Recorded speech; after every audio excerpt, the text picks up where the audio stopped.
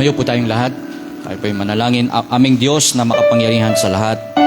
Salamat po sa pagkakataon na kami po yung nakakapanalangin bilang isang iglesia, bilang isang kongregasyon. Salamat po dahil naturuan nyo kami na magtiwala, na manampalataya sa bawat paglapit po namin sa inyo. Kayo po yung patuloy na gumagawa sa amin. Kayo patuloy na kikilos sa mga panalangin namin. Kami maghintay, magtiwala po sa gagawin nyo po. I-bless nyo po ang pananambahan ngayong umaga. At patuloy nyo kaming aliwin, pagpalain Panginoon, at maging ang inyong mga niligtas sa lugar na ito ay magkaroon lagi ng kapasyahan na sila'y makadalo, makapunta, sapagkat sayang ang buhay kung ang buhay namin ay nagugulamang, Panginoon, sa lupang ito ng walang paglilingkod. Kaya nga po narito kami ngayon, pagpalain niyo po ang aming paglilingkod. Nihingi ko maging ang bawat tatayo sa pulpito, maging ang inyong mensahe. Sa pangalan ni Jesus.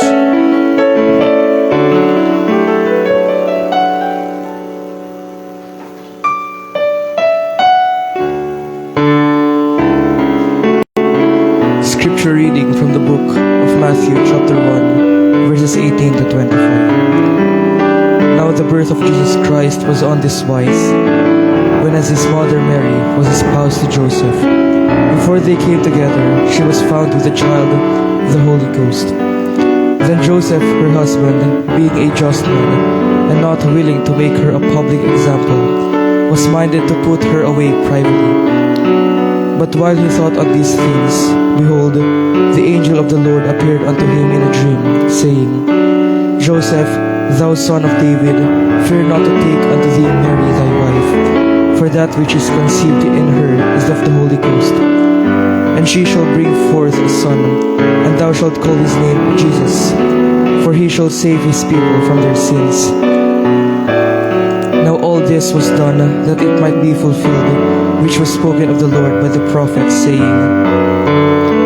Behold, a virgin shall be with child, and shall bring forth a son, and they shall call his name Emmanuel, which being interpreted is God with us. Then Joseph being raised from sleep, did as the angel of the Lord had bidden him, and took unto him his wife, and knew her not till she had brought forth her first son, and he called his name Jesus. May the Lord bless us through the reading of his words.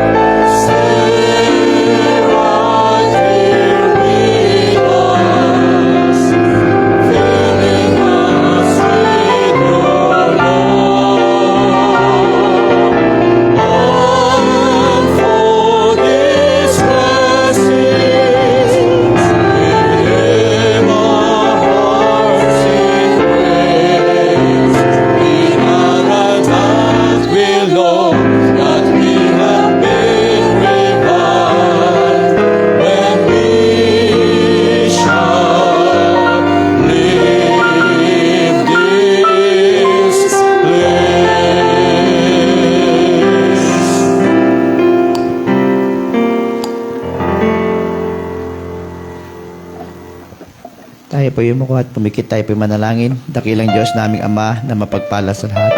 Maraming salamat po, Panginoon, sa umaga ito. At muli niyo po kami binalik sa inyong bahay sambahan, Panginoon, upang kami po ay sumamba at magpuri sa inyo, Panginoon. Dalangin ko po, Panginoon, na lagi niyo pong itama ang aming puso pagdating po sa paglilingkod po namin sa inyo, Panginoon. At tulungan niyo po kami, Panginoon, sa aming gagawin, Panginoon. Gabayan niyo po kami at gabayan niyo po ang bawat isa na tatayo sa likod ng pulpito, Panginoon, ang mga ngaral ng iyong salita, maging sa makakarinig nito, Panginoon. Gabayan niyo rin po ang aming programa at ang lahat po na magmiministeryo, Panginoon. Kayo po ang siyang gumabay sa amin. Patawarin niyo po kami sa aming mga pagkakasala at kayo po ang siyang humawak sa sandaling ito. Pagpalain niyo po kami sa matamis sa pangalan ni Jesus. Amen at amen.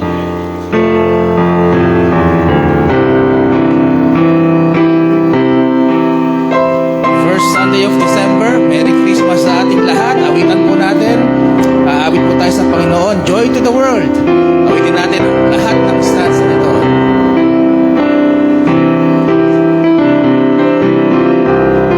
Ready? Joy to the world, the Lord is come, and earth receive her King. Let every heart prepare Him room, and heaven and nature sing, and heaven and nature sing, and heaven and nature sing. Verse number 2. Joy to the earth, the Savior reigns. Let men their songs employ. While fields and flowers, rose fields and plains, we meet the sounding joy. We meet the sounding joy. We meet the sounding joy.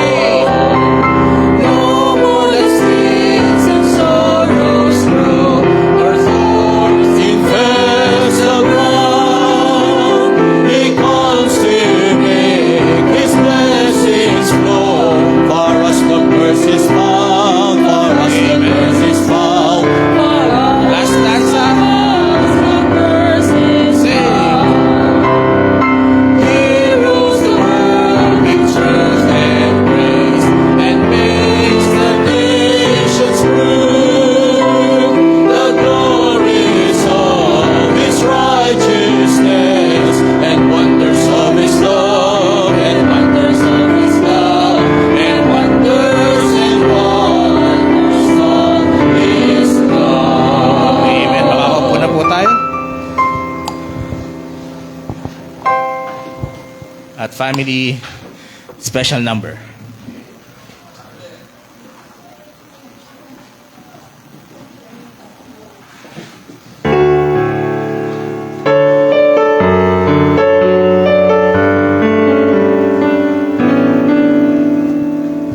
Good morning po sa inyo lahat.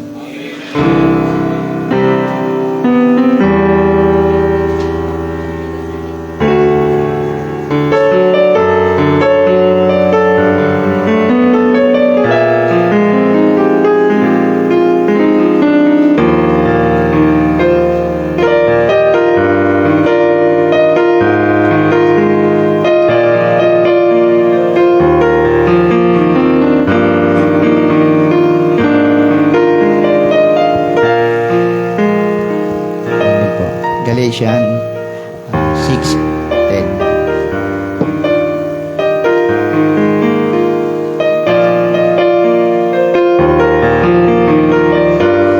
Galatians 6:10.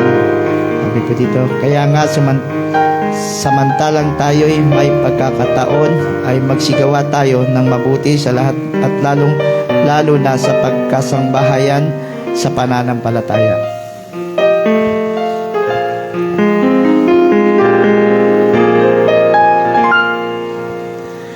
Tayo ay nagpasya ng akong magsasama at sa Diyos pinag-isa.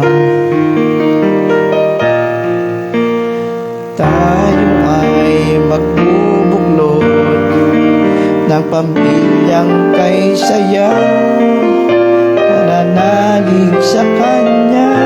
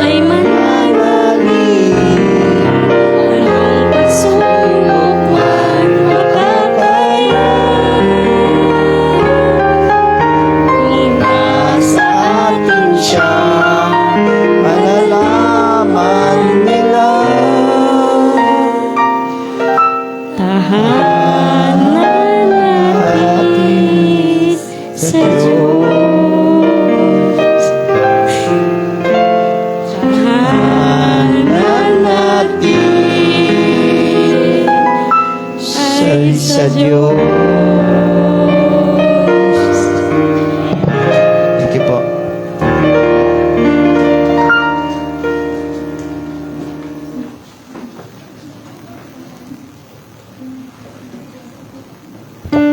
Amen. Tayo po ay dadako na sa ating pagkakaloob. At habang tayo po ay naghahanda, awitin po natin ang Near to the Heart of God.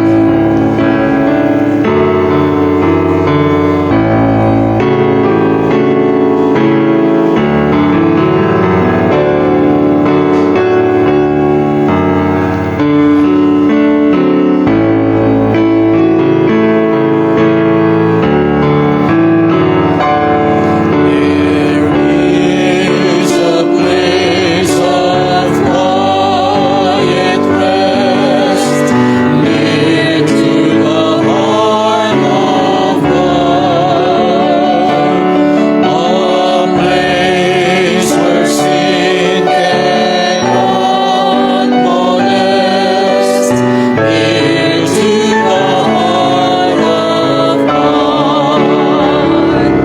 Oh, Jesus, blessed Redeemer, sent from the heart of God.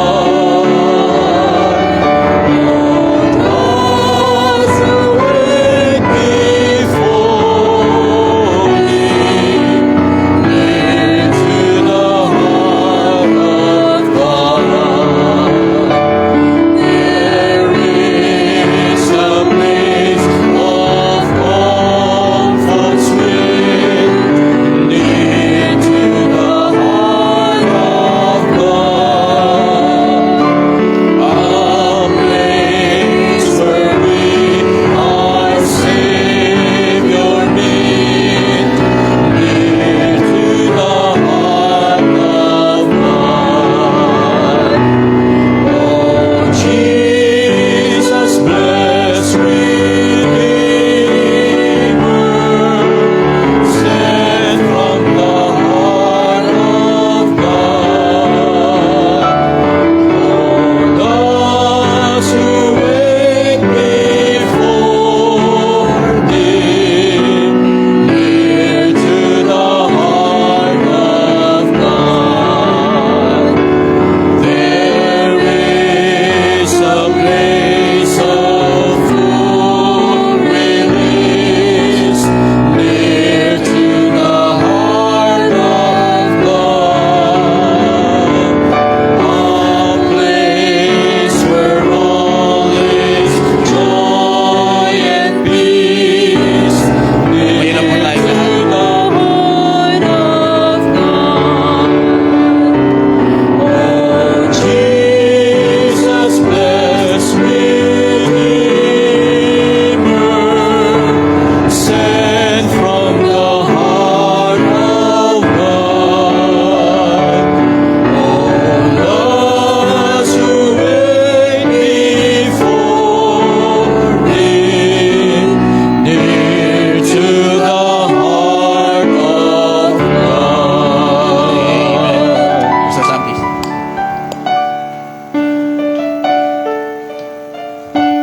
Tayo po ay panalangin, Panginoon, mga Panginoon sa lahat. Maraming po salamat, Panginoon, sa mga nabigay, Panginoon, ng kanila pong tithes and offering, ng mga mission, Panginoon. Lahat, Panginoon, ng amin po ibinibigay para sa inyong pangalan, Panginoon. Mga Panginoon, ito po ay nang ibalik sa bawat isa, Panginoon. Patuloy po kami magbibigay, Panginoon, ng may kasiyahan at galak sa aming puso. Kayo, Panginoon, ang manguna sa aming pong natitira pang programa, maging Panginoon sa nagbabahagi, Panginoon, ng iyong salita, ang aming pong pastor, Panginoon. Kayo po ang manguna, Panginoon, sa bawat isa po sa amin. Puspusin niyo po kami, Panginoon, na inyong banal na Espiritu sa umagang ito. Kami po ay mataas, kami po ay mababa, sa matamis na pangalan ni Jesus. Amen.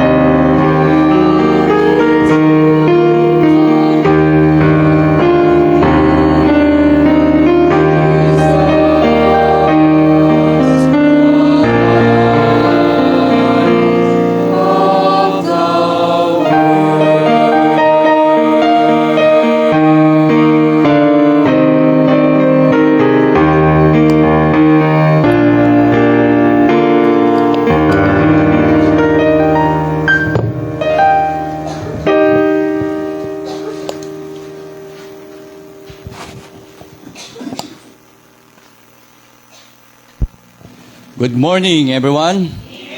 Magandang umaga po. Happy and blessed Christmas. At malapit na po ang ating matapos ang taong ito. Talagang purihin ng Panginoon. Ginagapang niya tayo unti-unti. Day to day, day by day, moment by moment, talagang biyaya lang po talaga ng Panginoon.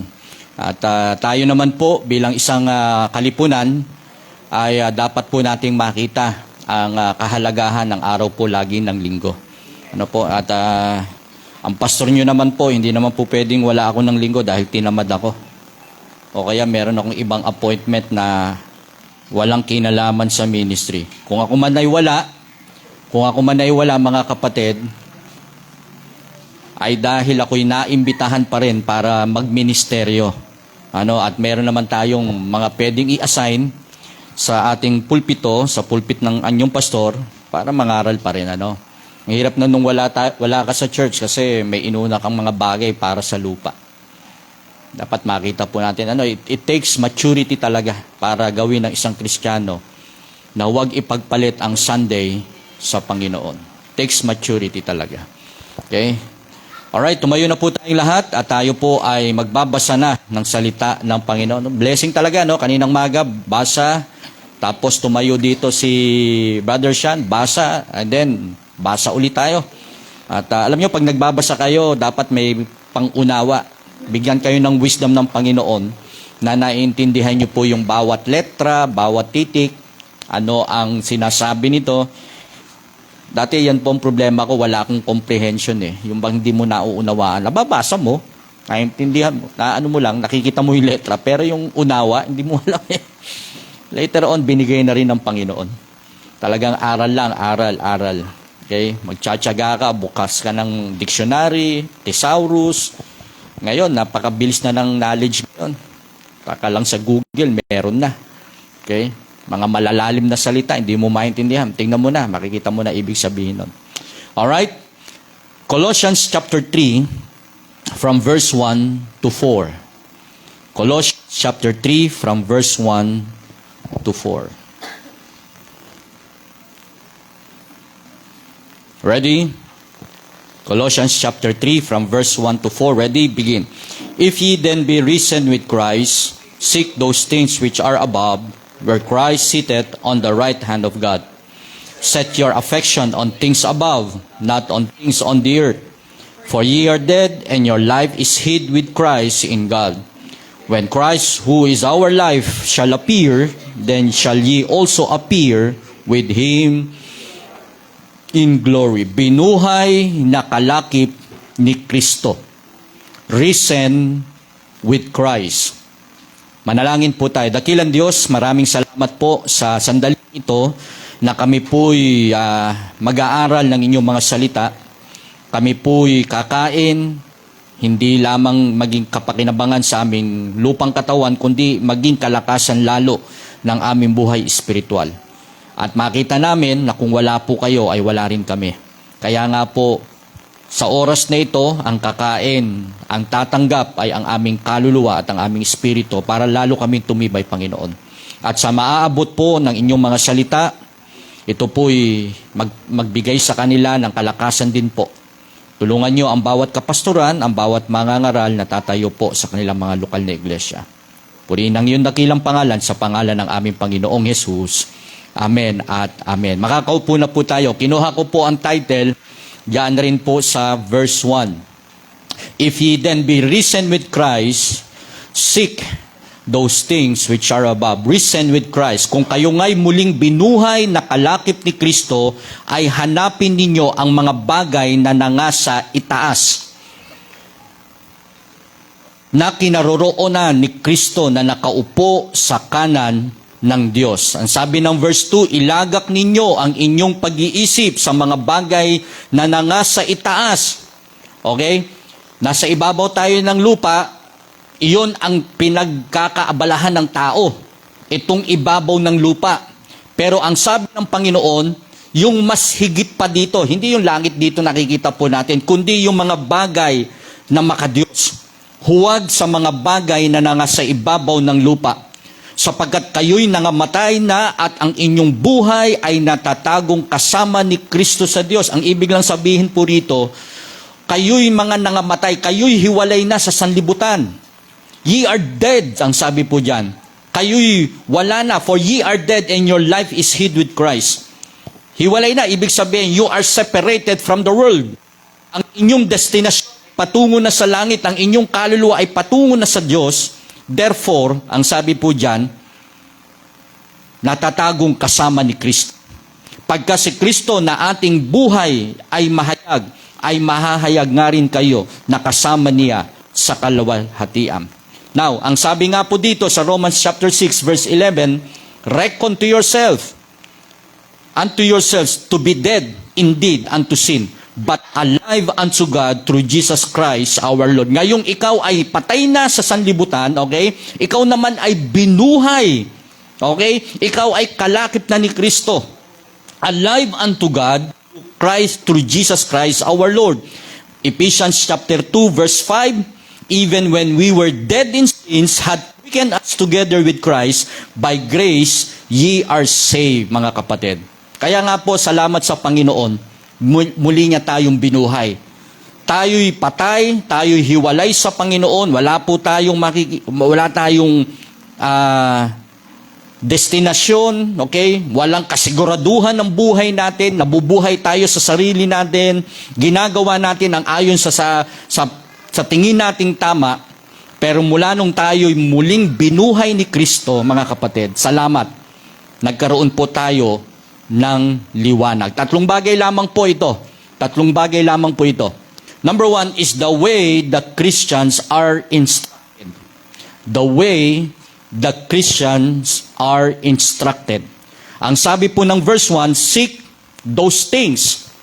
And then sabi ng verse 2, set your affection. So may instruction ang Panginoon sa atin. May instruction sa atin, may instruction sa inyo, sa church po natin kung paano po tayo dapat sumunod. Ang sabi ng Biblia, seek those things which are above. Pero ang tao, anong hinahanap? Yung mga bagay sa ibabaw ng lupa. Diba? Humahanap ng trabaho, okay din yun, walang problema. Humahanap ng pagkakakitaan, okay din yun. Hinahanap mo ang maayos na buhay, okay din yun. Pero ang sabi ng Biblia, meron pang mas higit doon. Mga kapatid, pag hindi natin nakita yan, matatali ang kaisipan natin na akala natin ang lahat ng bagay sa ibabaw ng lupa, akala natin iyon ang buhay natin. Those are temporal. Iyon po ay pansamantala lang. Yung trabaho mo, kahit yung asawa mo, kahit yung pamilya na binigay sa iyo ng Panginoon, iyon ay mga ibabaw ng lupa. Pansamantala lang yan. Huwag mong yakapin yan. Huwag kang mabuhay para dyan. Ang sabi ng Biblia, mabuhay ka kay Kristo. Kaya maraming tao bigo eh. Di ba? Maraming tao ang nasasaktan eh. Maraming mga bagay sa buhay ng tao very sentimental sa kanya na kapag nawala yon, mga kapatid, halos mabaliw siya. Mami, pag ako namatay, huwag kang mababaliw. Kahit na mahal mo ko. Ma'am Sheila.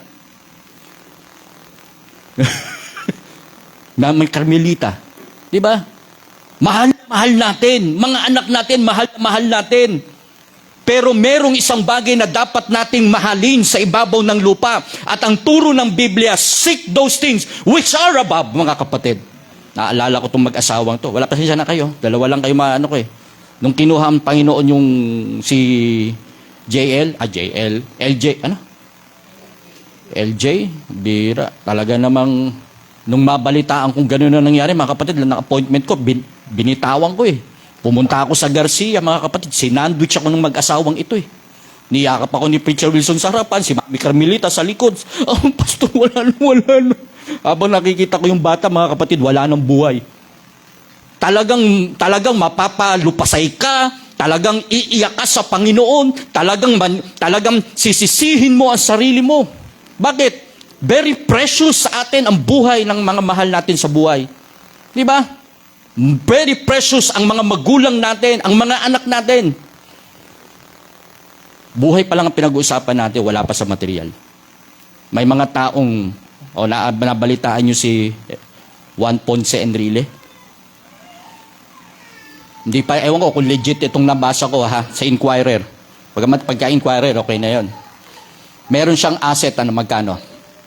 707.2 billion. Billion. Nung nagbigay na siya ng last testament, mga kapatid, alam niyo kung kanina niya ipinamana? Hindi sa mga anak niya. Meron lang siyang isang katiwala na iyon ang pinagsasabihan niya. Minsan lang yata isang beses na lumabas yun sa TV. Hindi siya unpopular. Nagpapakain lang ng pusa, aso sa harapan ng bahay nila, nagkakapilang. Pero siya ang naging recipient ng 99.9 asset ni Enrile. Billion. Check natin yan kung totoo. Chismis pa lang yan. Mga kapatid, kahit 1 billion lang, kahit 1 billion lang, okay na, mapagawa lang natin itong church. Pero hindi tayo kilala eh. Napalakpak na si KK. Mga kapatid, panglupa yun. Pero meron pang mas higit doon. Iiwanan natin ang ginto, iiwanan natin ang pilak, iiwanan natin ang lahat ng bagay. Pinakahuli, haharap din tayo sa Panginoon. Kaya nga mga kapatid, yung tatamad-tamad tayo, yung mga bagay na parang hindi natin inuuna, later on, magsisisi ka, sayang, di ko nagawa para sa Panginoon.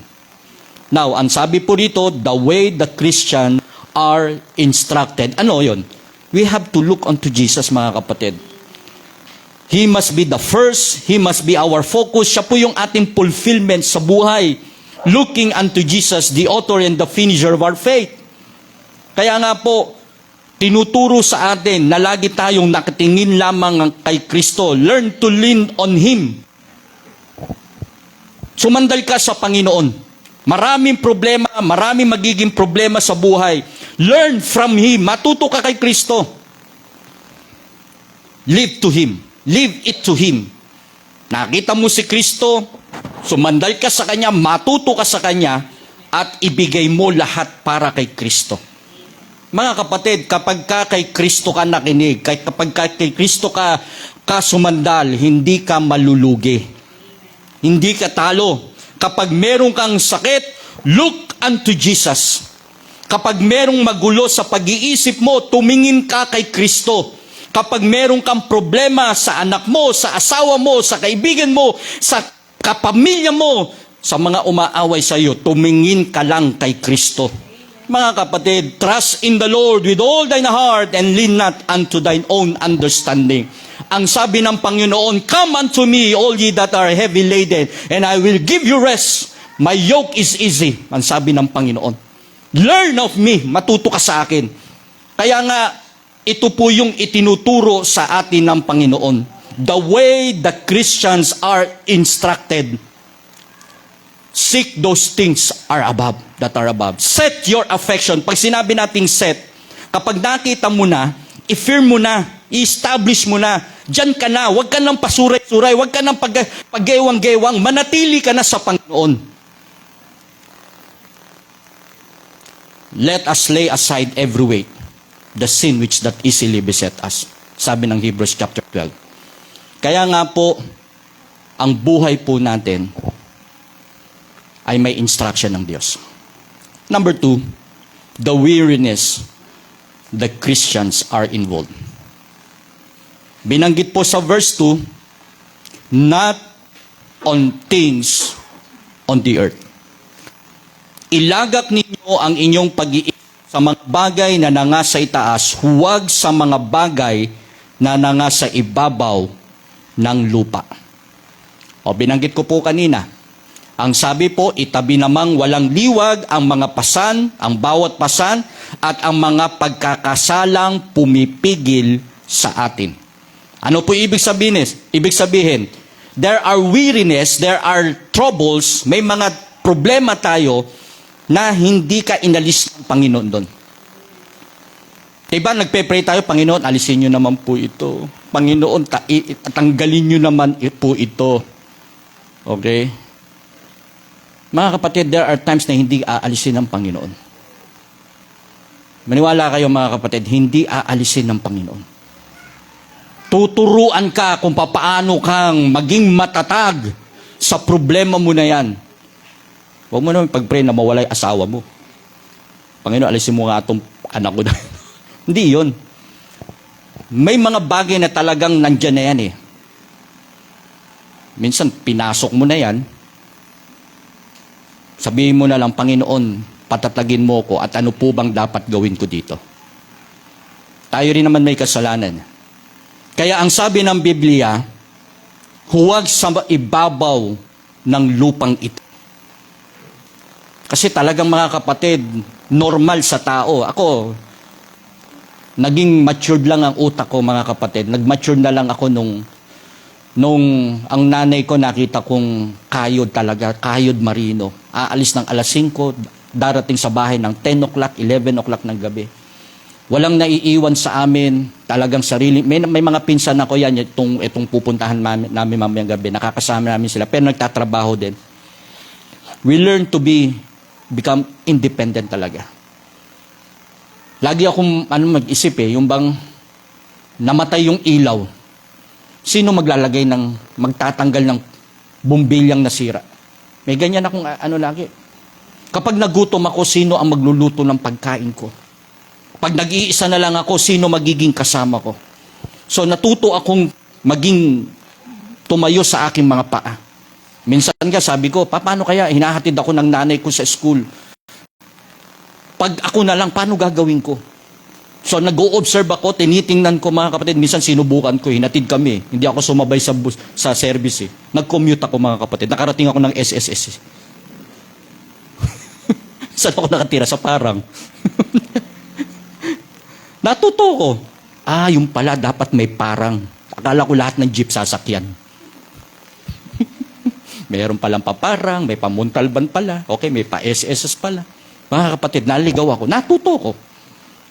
Nung araw, mayroon pang, sa parang kasi pag sasakay ka ng parang, kailangan tingnan mo kung lamuan, dadaan ng tumana. Ano ba yung luma doon sa may iglesia? May iglesia doon eh. O, Pilstres. Hindi, iba pa yun eh. Merong highway naman. Nung pangit pa yung kalsada ng Pilstres na yan, ako, bago-bago yan mga kapatid. Andyan yung main church natin eh. So kung highway yan, ngayon hindi na. Okay, meron dun sa Tumana, meron sa Pilstres, meron naman dun sa may Meralco ang daan. Mulabe. Pero mag-iingat ka rin, baka naman hindi dumaan ng NGI, dumiretso doon sa Dao. Maliligaw ka din. So mga kapatid, yung mga ganun, matututo ka. Kaya lang, minsan ngayon, dahil nasanay ka may sasakyan ka, pag nasiraan ka ng sasakyan, di magko-commute ka ngayon. Tatanong ka, magkano kayo pamasahe ngayon? Nung araw, ang huli kong inabutan na pamasahe ay 150 yata. 50 pesos para pa 50. Ngayon, nagugulat ako, ba't mahal mo ang 13? Ay, hindi pala. Nung 1990s pa pala yun. Now, mga kapatid, marami ng paraan. May in-drive na, may joyride, may lalamove, may angkas, may tricycle, may iba't ibang ng paraan.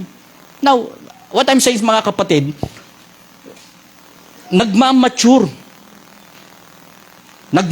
ako sa problema, hindi ako nagiging bata, hindi ko tinatakasan, hinaharap ko talaga ang problema mga kapatid, para matuto ako, para kapag wala sila, kayang-kaya kong tumayo.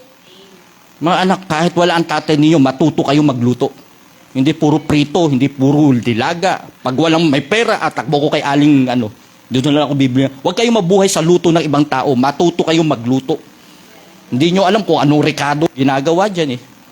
Anong hiwa. Kung anong mantika ginamit. Matuto kayo. Hindi yung pag-create may pera ako. Kaya mo naman eh. Kung may pera ka naman talaga, why not? Lalo kung di mo naman alam at masusunog yan mga kapatid. Katulad na nangyari sa akin. Nagtitipid ako, pinag-aaralan ako. I learned from my mistake. Andito si Kuya Emer. O Kuya Emer, yung mga advice mo sa akin, hindi basta ganun lang yun. Nakikinig ako. Nagkamali ako. Tumataginting na 19K ang kailangan ko ngayon. Palagay mo, nasunog ko, nadali ko. Nadali ko ang ECU at ang stator ko. Patay, mga kapatid. 19,000. Magkano ang motor? 160,000. Tumatakbo na ng 28 28,000 kilometers. Nililinis ko eh. Gusto ko makatipid ng 2,000. PMS. Tanggal ko yung stator. Nirepaint ko yung umiikot, mga kapatid. Nagkamali ako. Alam mo, Brother Emer, isang tornilyo lang. Tornilyo lang, mga kapatid. May maliit, may mahaba. Ang naikabit ko, yung mahaba. Mga kapatid, paglagay kong ganyan, hindi ko muna chinek at ginalaw muna yung stator. Dapat gumagalaw. Mga kapatid, 19,000. Tumataginting. Hindi kami matutuloy bukas. Dapat magmumotor kami nito, motor kami, 3 kami magmumotor. Sasama sana kita eh. I learned from my mistake, mga kapatid. Natuto ako. Anong susunod? Bibili na ako ng bagong motor. ECU. Engine Control Unit. Nagkamali lang ako dahil sa tornilyo, mga kapatid. Alam niyo, tornilyo lang. Tornilyo lang. Tumagos dun sa coil. Nag-short. Tinamaan yung ECU. Malakas ang kuryente. Tinamaan yung ECU, mga kapatid. Iyon ang pinakautak eh.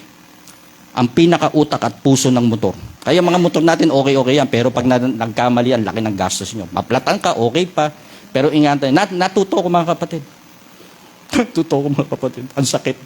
Sabi ko sa inyo, ang hirap. Pero makakamura ako.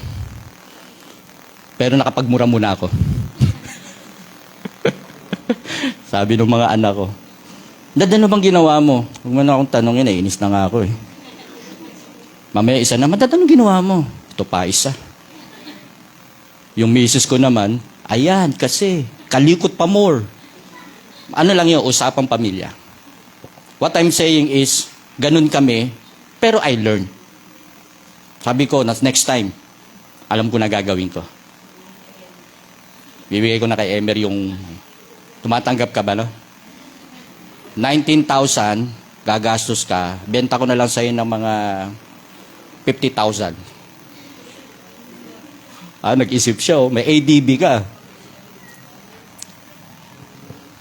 Anyway, mga kapatid, there are weariness the Christians are involved.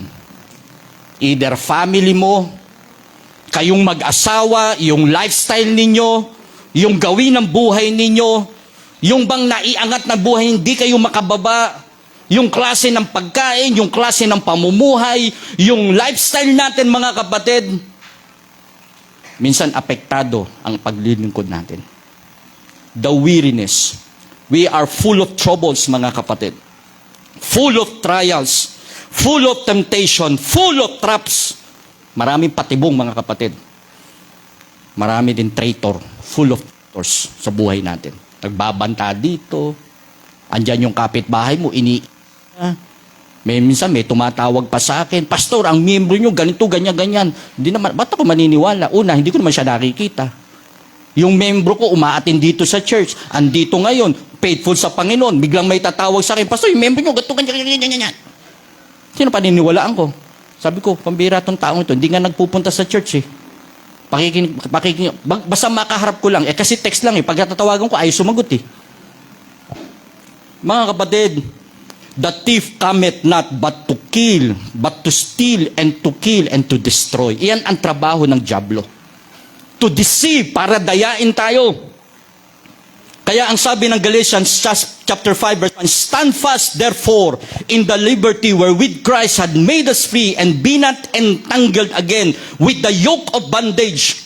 Pinalaya ka na ng Panginoon, kasama mo na si Kristo, sa langit ka pupunta, pero ang bilin ng Panginoon, entangled not again with the yoke of bondage.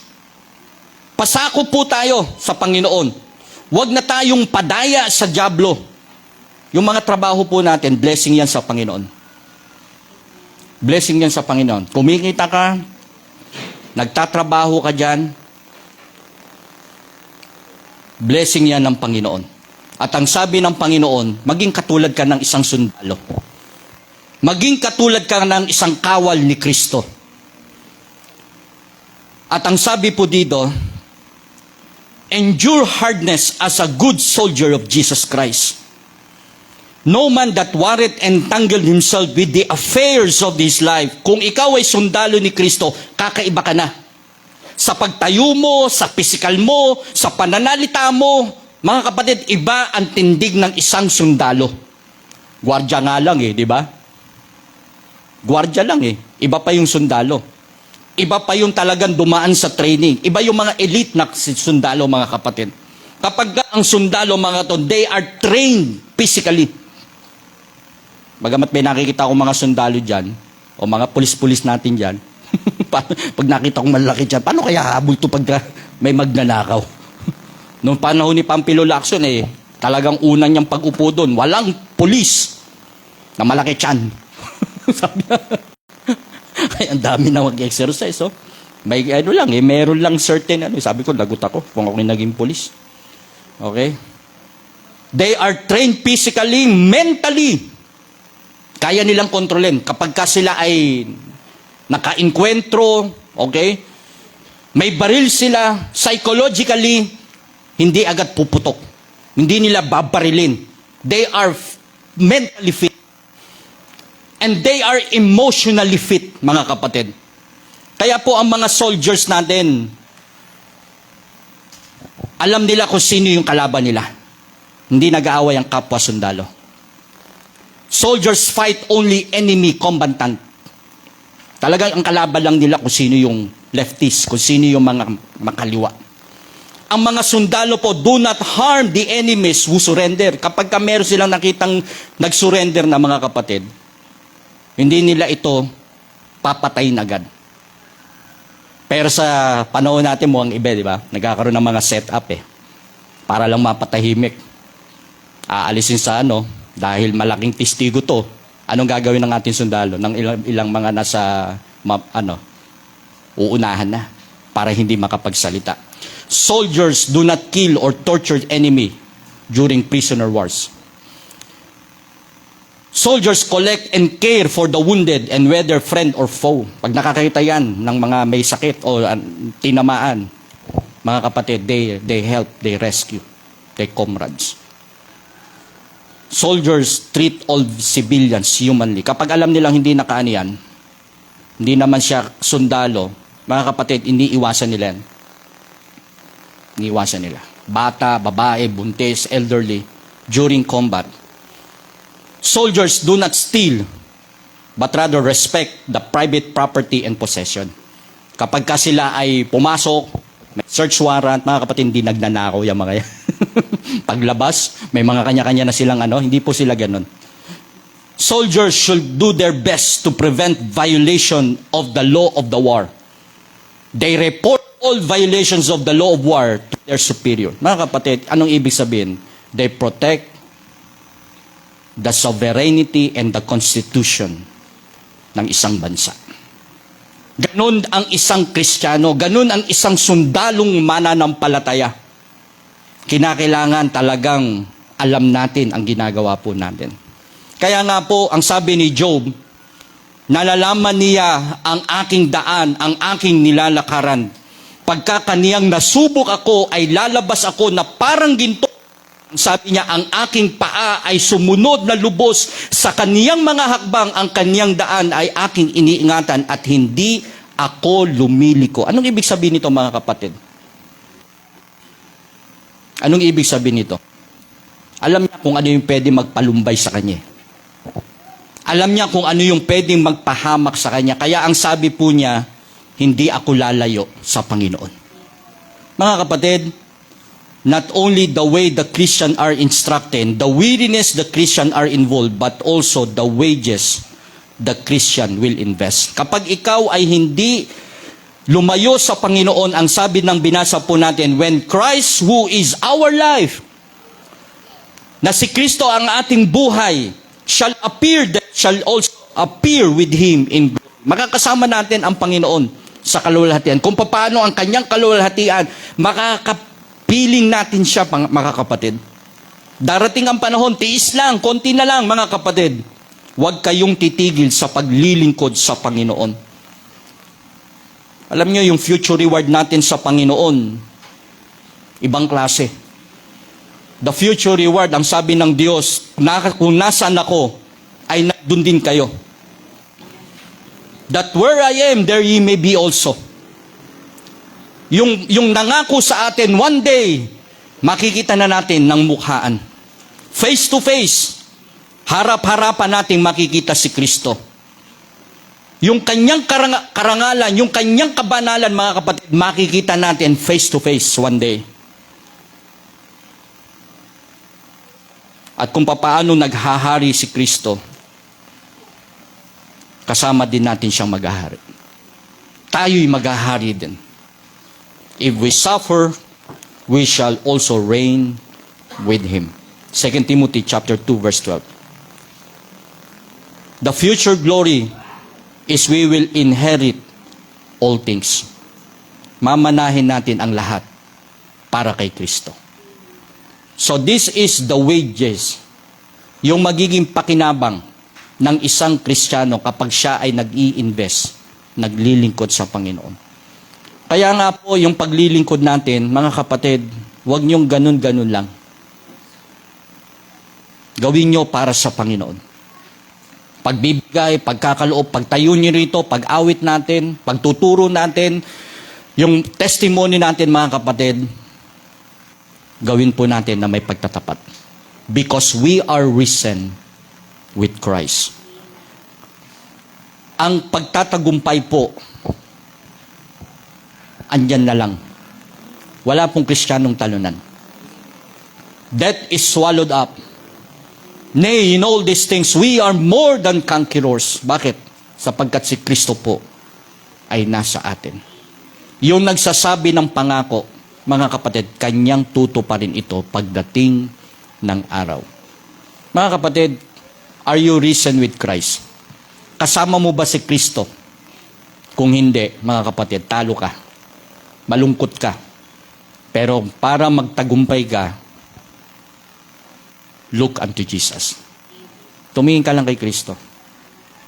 Mga kapatid, magtatapos tayo sa taong ito, 2025. You still have only, first Sunday, binati na tayo ng ating preacher.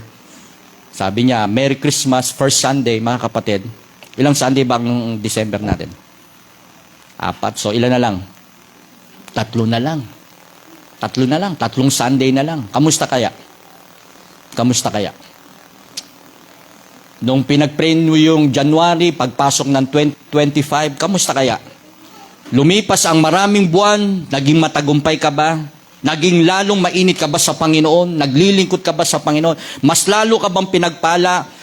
Itong 2025 ba na ito ay marami kang pinagdaanan, maraming mga bagay na nabago sa buhay mo. Kamusta? Kamusta? Hindi pa huli. Hindi pa huli. Isipin mo, sampalatayanan mo, si Kristo'y muling nabuhay para sa'yo.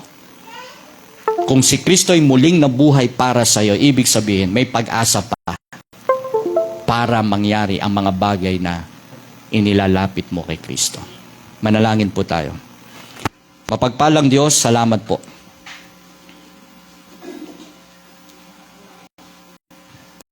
We learn from our mistake, Panginoon.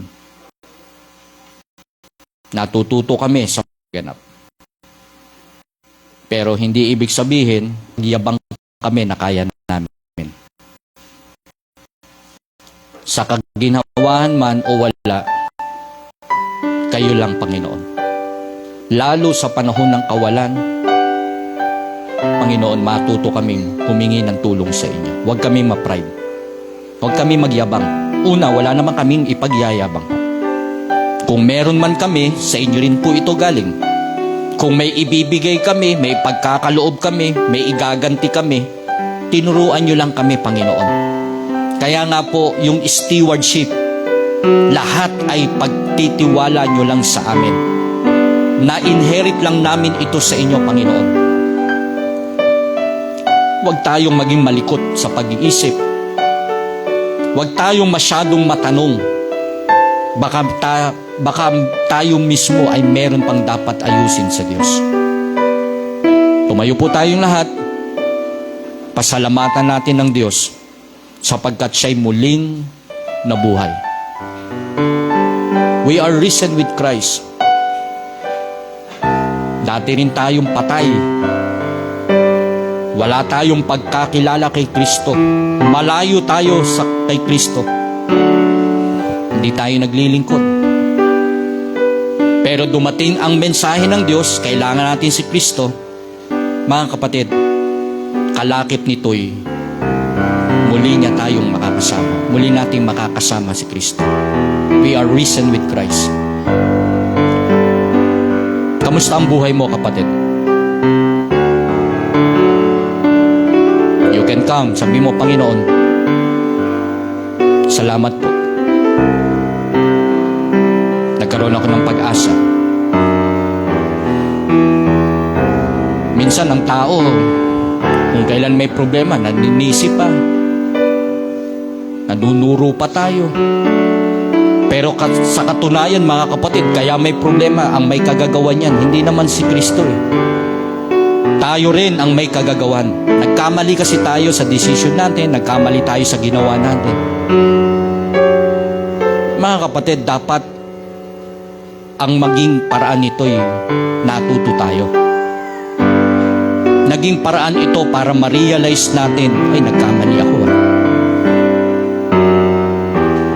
Andun pa rin yung pag-amin, andun pa rin yung pagpapakumbaba para maitama ng Diyos. Pero kung sa kabila ng lahat ng ito, mga kapatid, nakita ng Diyos, umangat agad tayo, nagyabang agad tayo, ang mahihirapan ng Diyos na i-correct tayo. Sige lang, kapatid, lapit ka. Habang bukas ang altar, huwag mong hayaan ang anak mo, ang mga bata na maging hadlang para hindi ka makalapit. Sayang 3 linggo na lang ang pala natitira natin. Baka hanggang ngayon naghihikaos pa rin, humahapit ka pa rin, pupursigi ka pa rin, nawala si Kristo. Gayong pinakita ng mensahe, we are risen with Christ. Seek those things which are above. Set your affection not on the things of the earth.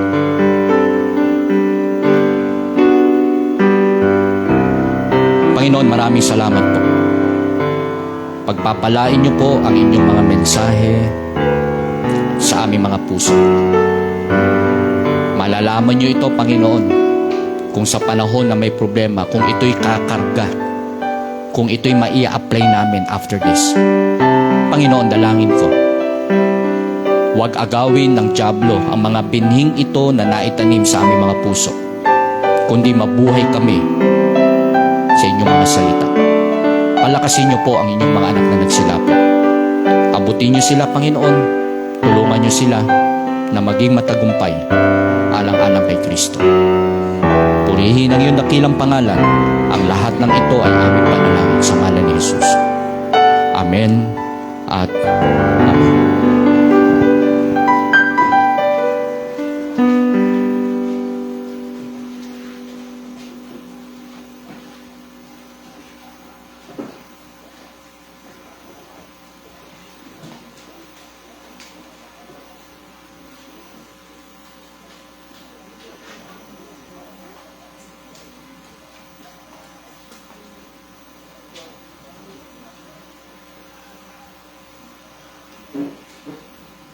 Alright, magandang umaga po sa inyong lahat. Amen. At tayo po ay tapos na, patapos na po tayo. At mamaya pong 3:00 ng umaga, o kuya, okay na po itong ating live. Ano ba sabi ko? Daling araw pala yun, 3:00. O sige anak, okay, maraming salamat sa mga nakasama po natin. At,